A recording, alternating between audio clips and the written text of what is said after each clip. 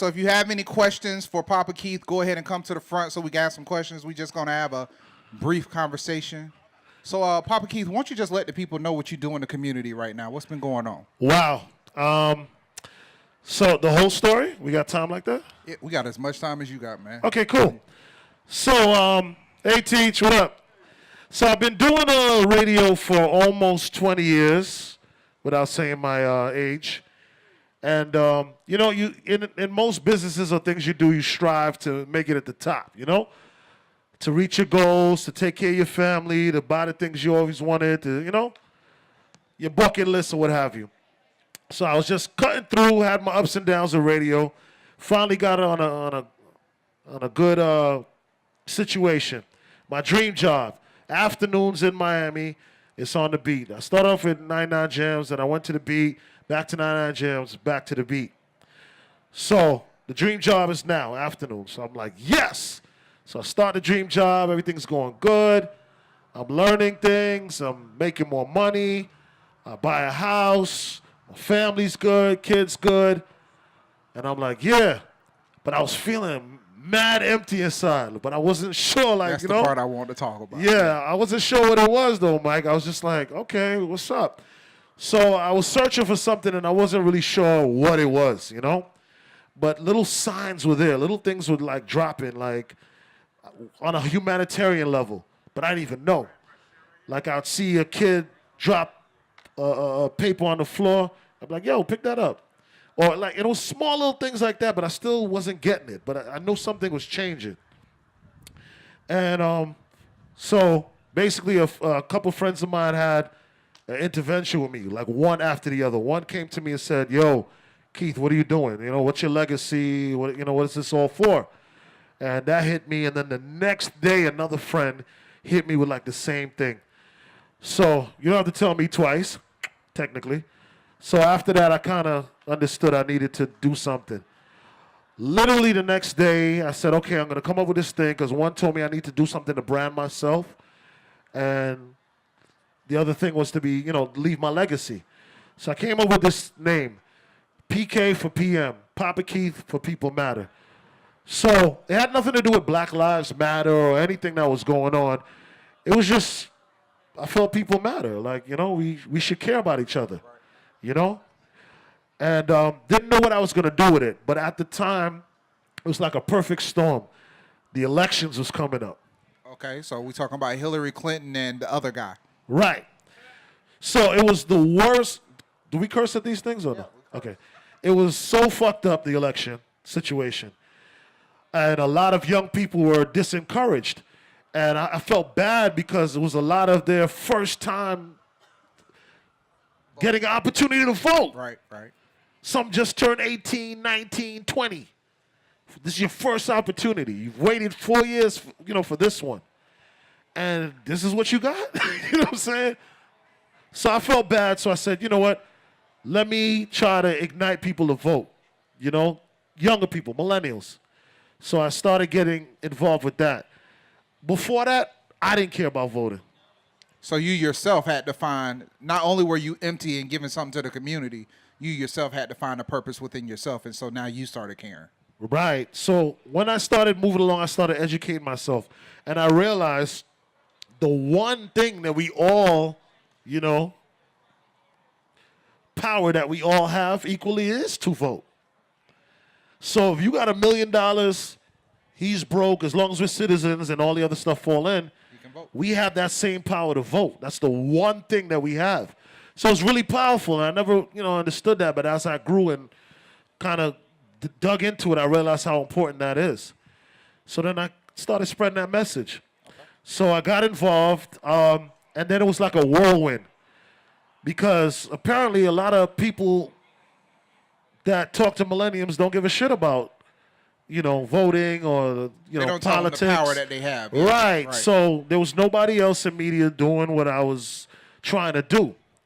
So I didn't know shit, nothing. So so people guided me to a few people who were like really connected and kind of on the same vibe I was on in politics. I started talking to Valencia Gunder, yeah. Gunder. Mm-hmm. Dwight Bullitt, amazing. Like he's The like my White's mentor. in the house there. You right? lying Yeah, to the yeah. face. There you go. Oh, DB's in the building. This is the man I'm talking about right here. Now, the lights, I couldn't see. I'm sorry. Dwight Bullitt. No, because I'm looking at you and this shit is blinding me. So, so Dwight, he was very, very instrumental. I mean, he's walked me off several ledges, just not understanding what I should do and stuff like that. So I had him on the show, and I started putting on a lot of politicians and a lot of people to feed information so that while I'm teaching everybody, I'm learning while Dwight is on and I'm asking questions. I'm asking questions for me, and I'm hoping it's educating others, you know? So it's really cool. So just to take a break now, because a radio station is not going to let you do something like this. Correct. You're only going to have 2-minute breaks. You only have Right. segments. You got to. You know the deal. Unbiased, right? So a hip-hop radio station is not going to give you a platform to just talk all you want about politics or anything for that matter. Because you got to move records. You got numbers to prove. Right. Yeah, right. So because this election was so crazy and it's, they gave me that platform to do that. But I always knew in the back of my head that we were going to keep it going. They didn't know that, You knew but it, I knew that, right?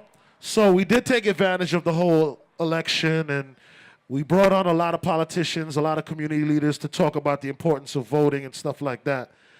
And when I got the response, the DNC kind of grabbed me. They were like, all right, we see what what you're dealing with.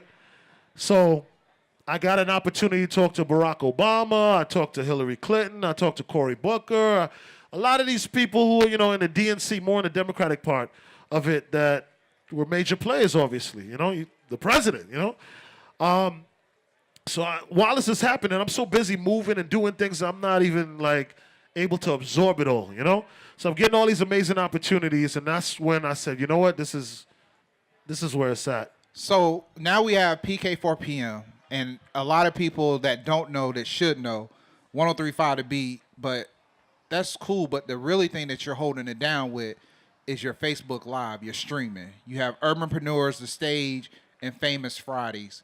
You're actually giving people... Sorry, I couldn't save it. Technical. You're actually saving people or giving people opportunities and giving them a platform that normally don't get to speak on a consistent basis. What led you down that path? The same thing, making it about people. I think, with social media, there's a trick to social media. Pretty much social media, what it is that it's a platform to sell you back yourself. That's all it is. They're just selling you yourself, So when you go on Instagram, you see people giving quotes, and you see people taking pictures, it's like the best of your life. And it's a way of you to, self-heal. I get it. People self-heal with social media. It's the gift and the curse. So what's the one thing as you go through this journey? You now you're on the air 5 days a week, at least down here. I know you do about 20 other things.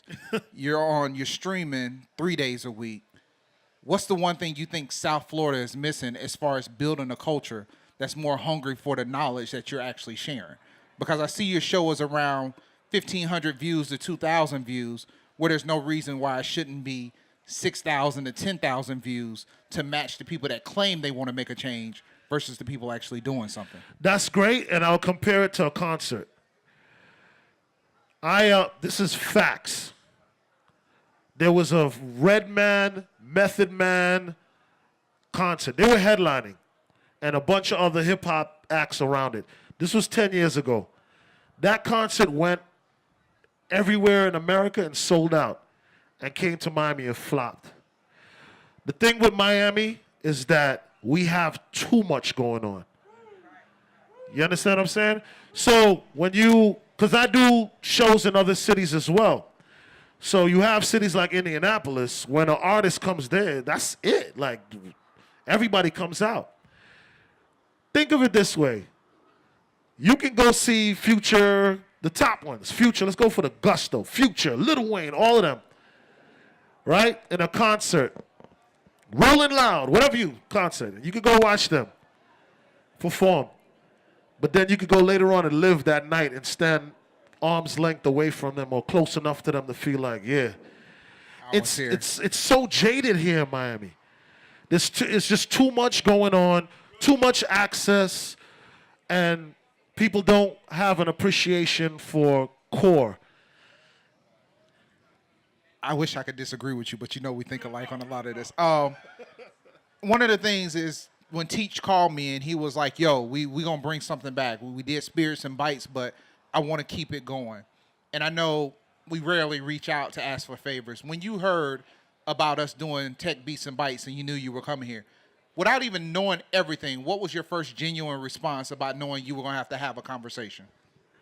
Well, when Teach hit me, I mean, he could attest it. He could show you the text. I wish you could put on a jumbotron. My response is absolutely exclamation mark. Because I'm in a position now where I'm trying to do something that hasn't been done in a long time.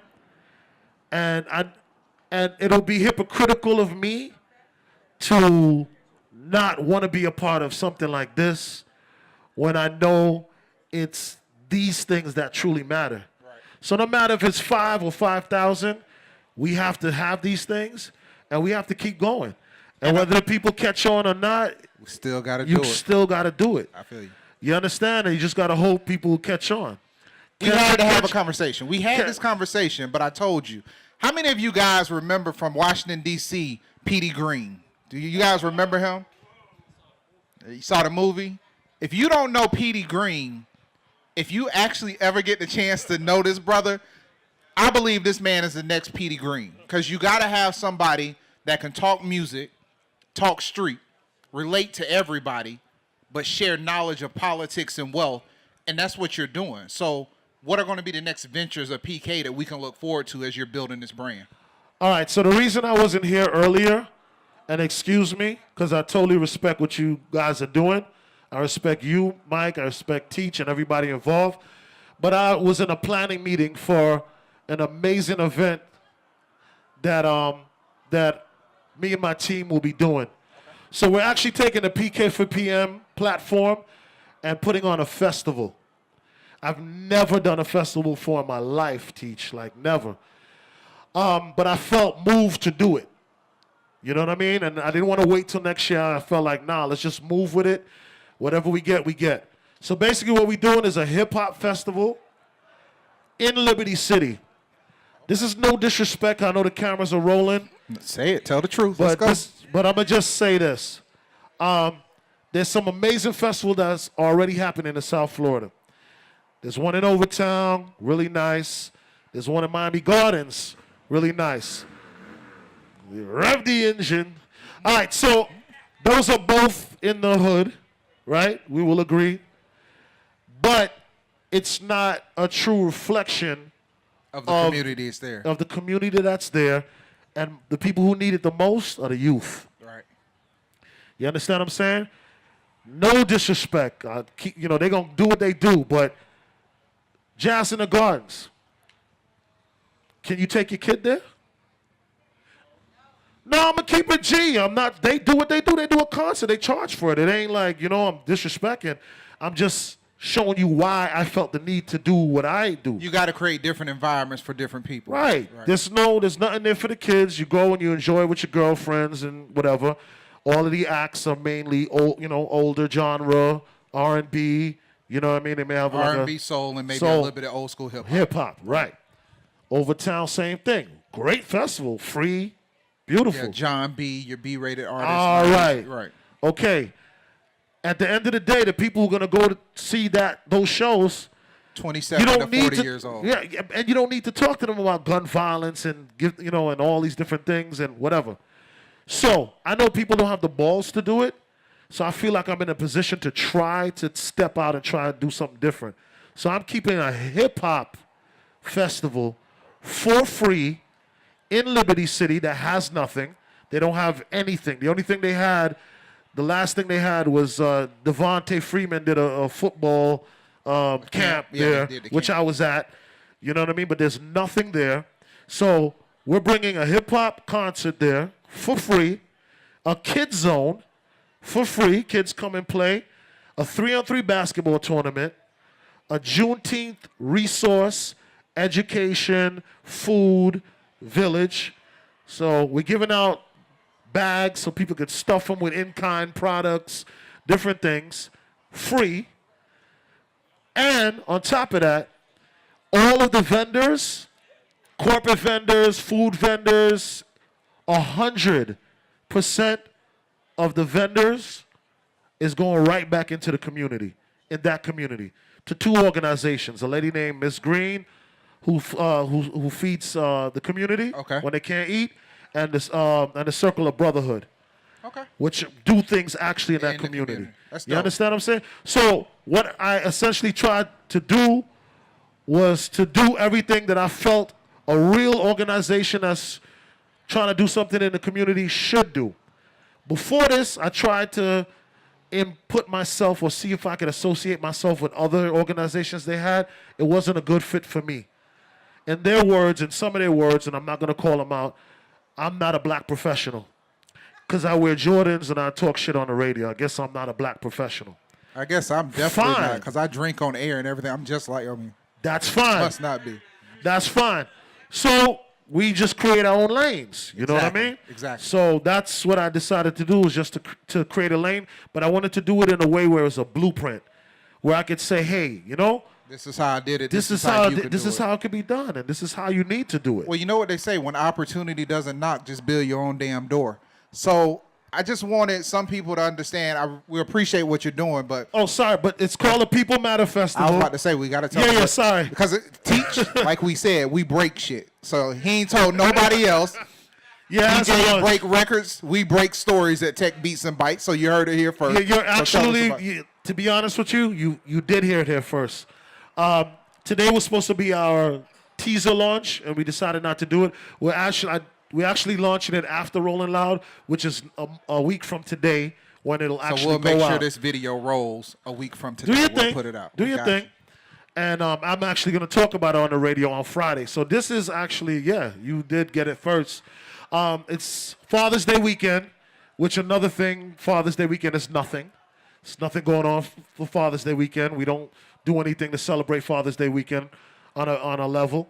So I decided to do a Father's Day weekend and tie into Papa Keith, whatever. Okay. I've always dreamt of doing something Father's Day weekend. Fulfill your dreams, right? Man. That's what life is about. So it's Saturday, June 17th at Charles Hadley Park. Okay. And it's called People Matter Fest. So guys, we got to support that. I think Teach, we can put something together for him and help him out. We'll be there. And hold up, there's a call to action with that festival. Go. So what we're asking for the whole of Miami is a 24-hour ceasefire. So we're asking that everybody put their guns down for 24 hours to respect that. Each one of the 24 hours is going to represent a family that lost someone to gun violence, like a Trayvon Martin's family is going to be 1 hour, King Carter, you know. Moment of silence and more. In respect. No, in respect, like each hour of the 24 military. I like that. I like that. So we're asking for that 8 p.m. the Friday to 8 p.m. the Saturday, which will be the end of the festival. And hopefully we can celebrate that 24 hours we had no gun violence in the whole of Miami. Congratulations on that, man. That's dope. Really appreciate that. So we're going to hit you with some quick rapid fires just to wrap it up. If anybody has a question, just come up closer to the stage. But what's the best thing you listening to on radio right now? Can I be honest with you? I'm so engulfed with music because of the radio and because I produce and do all that stuff. So it's music, be honest. music. Always be honest. I'll say two things. I listen to comedy. Okay. I actually, in the car I have where I can listen to comedies, skits and right. So I listen to that when I have my free time. I try to not listen to any music. Not listen to music. But right now, I kind of like the Kendrick Lamar, Damn. Damn, yeah. Yeah, I like that. And I'm starting to get into some alternative music. It's almost the music that you listen to in the lobby of a hotel. Lounge house music. Yeah, but I think they call it like electronic alternative. I call it, no, I'm not going to tell you. But there's one group called, that I just got put onto called Zoo. It spells Z, not Z-H-U. Check out Thundercat. I heard of that. Yeah, check out Thundercat. All right, I heard of that. You'll like that. But they're all animalistic because there was another one I found called Animal Something. It's all these animals. Thundercat, Zoo. Primary, man. Go back to the root. All right. What's the one thing you think Miami is missing the most? Wow. Miami's so amazing on so many levels. Um, man, that's a tough one. What is Miami missing the most? I think Miami is missing the most unity. I think because there's so much diversity down here, because we're the melting pot, I would love if we could have an underlying foundation. Where, like, if something happens, we all get together. You know how, like, they say when you go to New York, you go to these other places, you got to pay homage. You go to Houston, you got to holler at Bun B. Like, you come to Miami, you don't have to holler at anybody. You just We have no gatekeepers. Right, you just do your thing.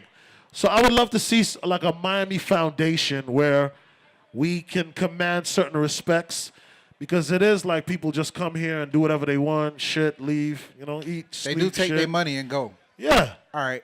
If you could tell yourself something now that you wish you knew 5 years ago, what would it be?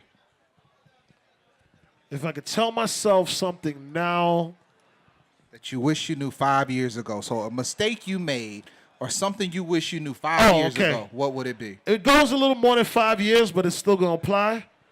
But it was about close to 5 years when I realized you can't depend on others to see value in you and want to do something, no matter how talented or smart or the ideas you have. You have to understand that everything that you need for you to succeed is within yourself. Like, you have to really believe that shit. You know what I mean? I got you.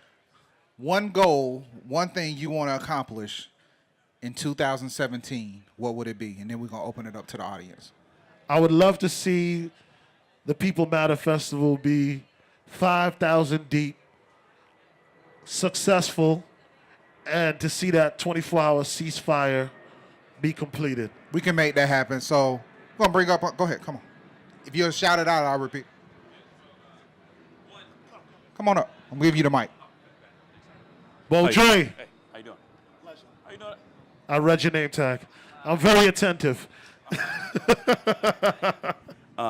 First of all, yeah, my name is John Beaudre. First of all, shout outs to you, man. You are an exceptional black professional, no matter what, with the Jordans, fresh. You're a very powerful black professional too. Actually, one of the very few that has the voice and has the presence and has the actual the reach. I spent 8 years in China. I just been in Miami a little under a year, all right, doing business and actually doing a lot of entertainment in China and things like that with different artists.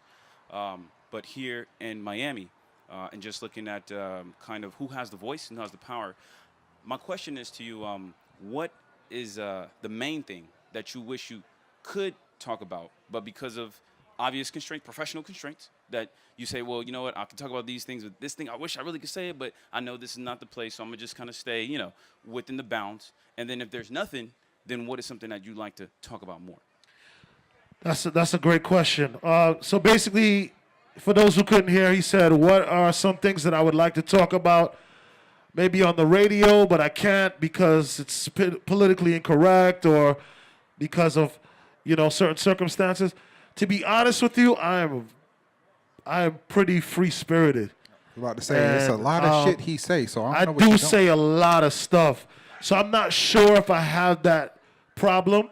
I think I'll have it more as I grow.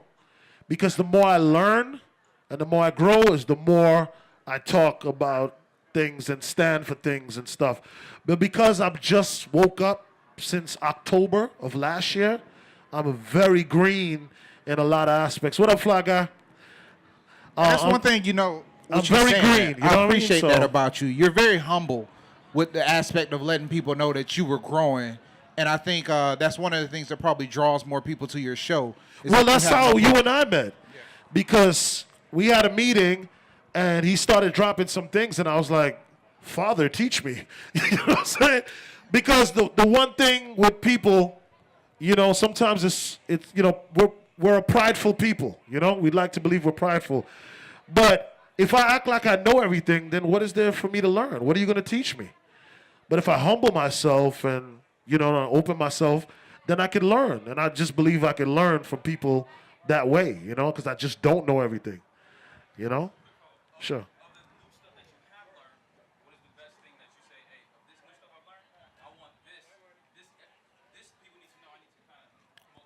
What's the biggest thing you want to push to the community? It's two things. Their power to vote is really important. Billions of dollars have been spent on minorities for us to not care about our vote and not to understand where we came from and for us to just kind of like lose ourselves. You know what I mean? And just be regular citizens. You know what I mean? I would really like to empower people more and for people to understand the power that they have.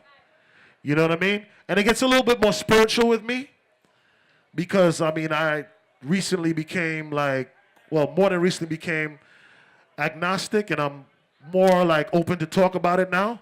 Before I'd be like, you know? But the same way how a person may want to push religion on me, well, then why can't I just talk about why I don't have any interest in it? You know what I mean? So I just feel like if we could be less divided and we could come together a little bit more and learn about each other, oh, man. But there's a lot of people that spent billions for us not to do that. All right, guys. So we want to give a round of applause to Papa Keith and thank him for coming out tonight. Now, remember, the man said ginger, beer, and Johnny Walker. Nobody bought him a drink. I mean, y'all got to buy the man a drink. It's the least you can do. All right. So hold him down at the bar. We want to appreciate you guys for coming out. We thank you very much for showing up for Tech Beats and Bytes. Catch us on the next one. Now you understand it's more than just a gathering, man. This is a TV show. Y'all are a live audience. So the more you participate, the more we are able to give to you. So thanks for coming out. Papa Keith, appreciate you for coming out, my brother, and do everything you do. Thank you. I appreciate you, Teach, and the whole team, Dante. House of Mac, food truck. I can't wait, of course, to grab a bite. And gotta get you some wings. Yeah. Well, he knows I don't eat meat, but you know what I mean. Damn. I'm sure I could pull a salmon out of his truck. Absolutely, he got that back there. Yeah, get the man some salmon and mac and cheese. Let's make that happen. But follow me on Instagram, Papa_Keith, PAPA_KEITH. If you want to get more information about Papa Keith for People Matter, the Instagram says a lot. I bring people on, like you said, and I put them on my PK4PM Instagram to tell their story, to talk about their situations. So follow that at PK4 and PM on Instagram or Twitter. Thank you for everything you do for the community, brother. Thank you so much. Hey, all right, guys, let's get the music going. Let's get this out.